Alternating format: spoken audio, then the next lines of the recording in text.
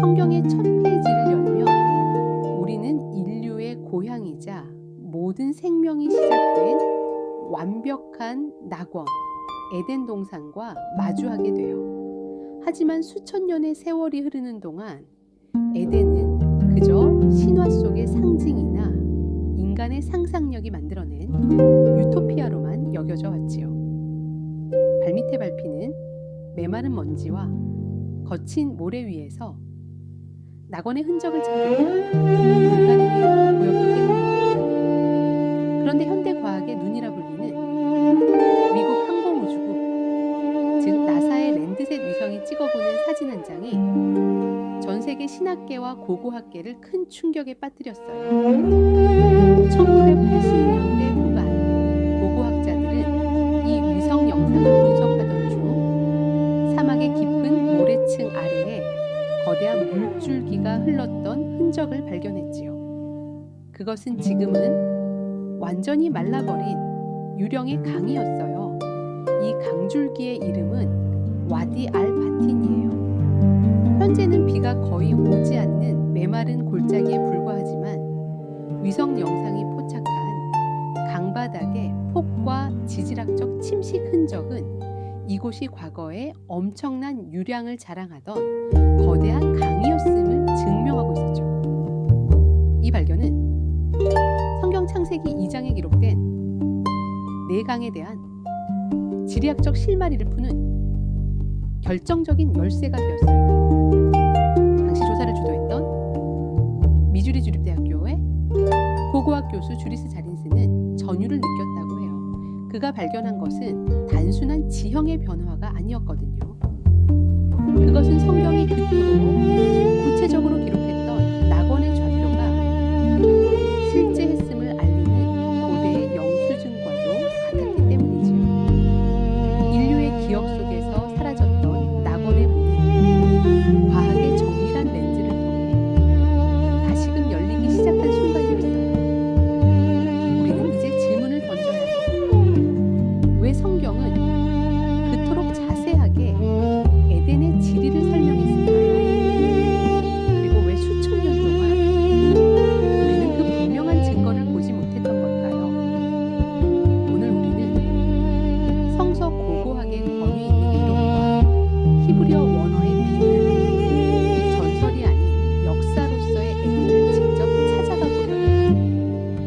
창세기 2장 10절은 이렇게 기록하고 있어요. 강이 에덴에서 흘러나와 동산을 적시고 거기서부터 갈라져 네 근원이 되었으니. 성경은 단순히 아름다운 곳이라고 묘사하는 데 그치지 않고 네 개의 구체적인 강 이름을 나열하며 에덴의 위치를 좌표 찍듯 명시하고 있지요. 첫 번째와 두 번째 강인 티그리스와 유프라테스는 우리에게 너무나 익숙해요.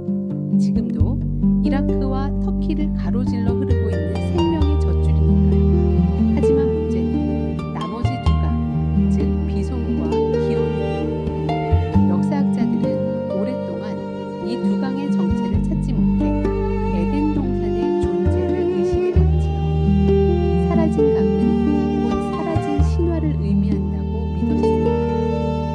히브리어로 비손은 풍성하게 부풀리는 자라는 의미를 담고 있고, 기온은 세차게 솟구치는 자라는 뜻을 가지고 있어요.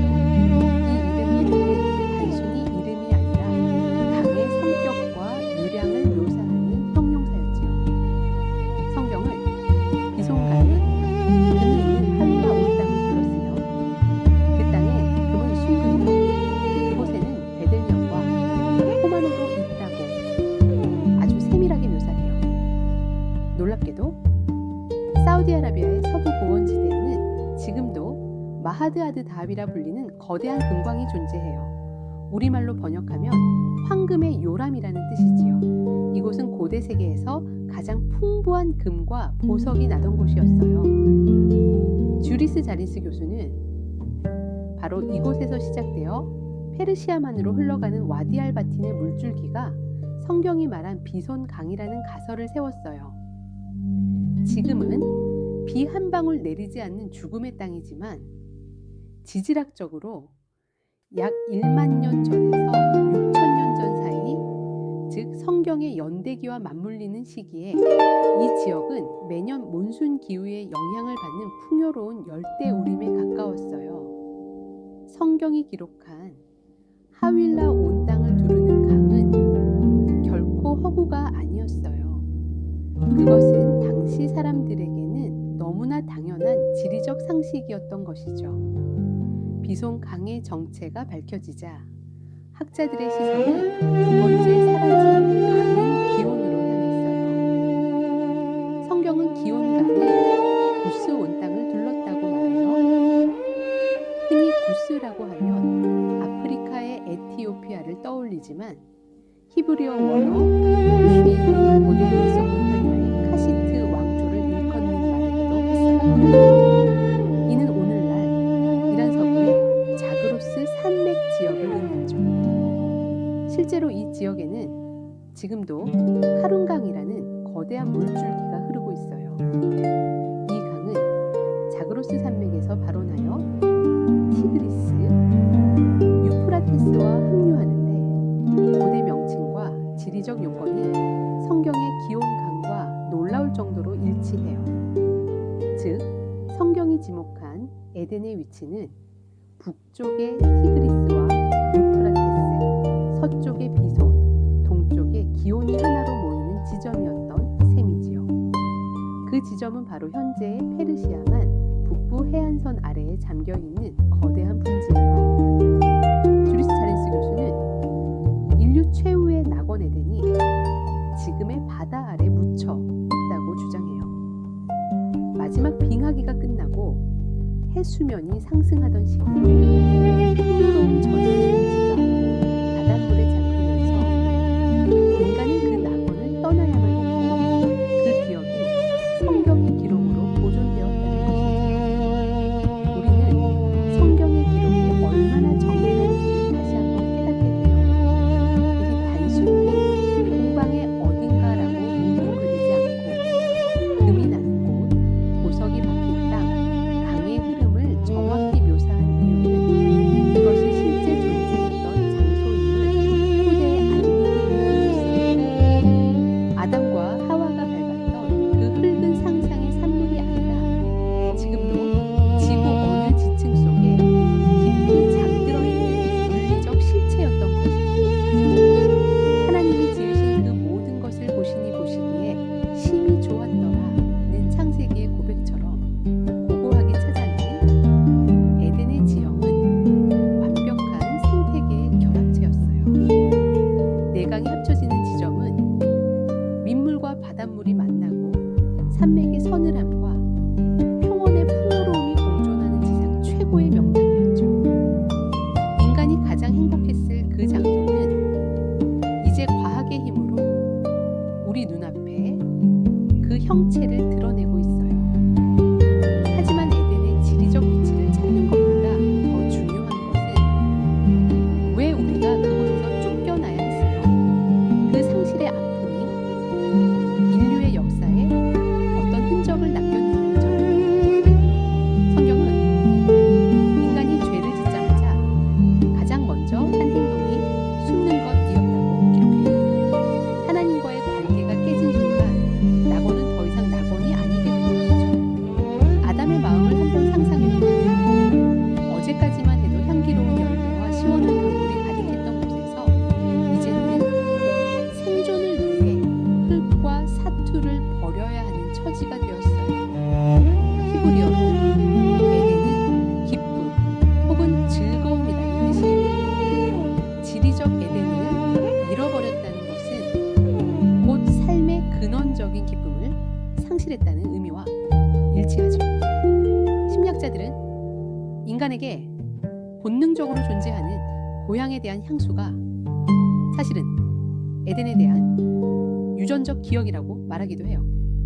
아무리 좋은 집에 살고 이 풍요로운 삶을 누려도 채워지지 않는 그 공허한 말이에요. 우리는 모두 길을 잃은 신라권의 후예들이며 무의식 깊은 곳에서 그 완벽했던 내 강의 합류점을 그리워하고 있는지도 몰라요.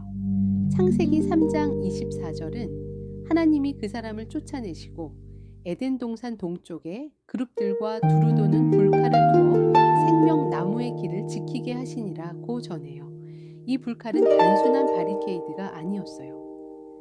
인간의 죄가 거룩한 하나님의 영역에 침범하지 못하도록 차단하는 공의의 경계선이었죠. 지리학적으로 에덴을 찾을 수는 있지만 영적으로 에덴에 들어갈 수는 없게 된 비극이 여기서 시작된 거예요. 우리가 나사의 위성사진에 열광하고 고고학적 증거에 전율하는 진짜 이유는 무엇일까요? 그것은 성경이 진실이라는 안도감 너머에 있는 언젠가 다시 돌아가고 싶은 우리 영혼의 본향을 확인하고 싶기 때문일 거예요. 에덴은 단순히 과거의 유적이 아니라 우리 존재의 시작이자 동시에 우리가 지향해야 할 종착역이기 때문이죠. 에덴의 발견은 우리에게 중요한 영적 메시지를 던져요. 하나님은 결코 추상적인 관념 속에 계신 분이 아니라 우리가 딛고 서 있는 이 땅의 역사 속에 구체적으로 개입하시는 분이라는 사실이죠. 에덴의 강들이 실제했듯 그곳에서 하신 하나님의 약속 또한 실제하는 진리예요. 성경의 이야기는 에덴에서 쫓겨나는 것으로 끝나지 않아요. 요한계시록 22장에는 놀라운 반전이 기록되어 있지요. 또 그가 수정같이 맑은 생명수의 강을 내게 보이니 하나님과 및 어린 양의 보좌로부터 나와서 길 가운데로 흐르더라. 창세기에서 시작된 강물은 계시록에서 다시 완성되어 잃어버린 에덴이 새 하늘과 새 땅에서 회복되는 장면이죠. 에덴 동산의 지리적 거짓은 우리에게 이런 확신을 줍니다. 성경에 기록된 과거가 사실이라면 성경이 약속한 미래 또한 반드시 사실이다. 나사의 위성사진이 사막 아래 숨겨진 강줄기를 찾아냈듯이 믿음의 눈은 고난과 절망이라는 모래바람 아래 감춰진 하나님의 소망을 찾아내는 것이에요. 오늘날 우리가 회복해야 할 에덴은 어디에 있을까요? 그것은 지도를 들고 중동 사막을 뒤지는 일보다 우리 마음속에 처진 죄의 담장을 허물고 하나님과의 관계를 회복하는 데 있어요. 하나님과 동행하는 그곳이 바로 에덴이며 그분의 말씀이 흐르는 곳에 이소와 기온의 풍요로움이 다시 흐르게 될 것이니까요. 에덴은 박물관에 박제된 과거가 아니에요. 그것은 지금도 우리 영혼을 적시는 생명수의 근원이지요. 과학이 증명한 성경의 진실 앞에 우리는 겸허히 무릎을 꿇고 우리를 향한 창조주의 원대한 계획을 다시 한번 묵상해야 해요.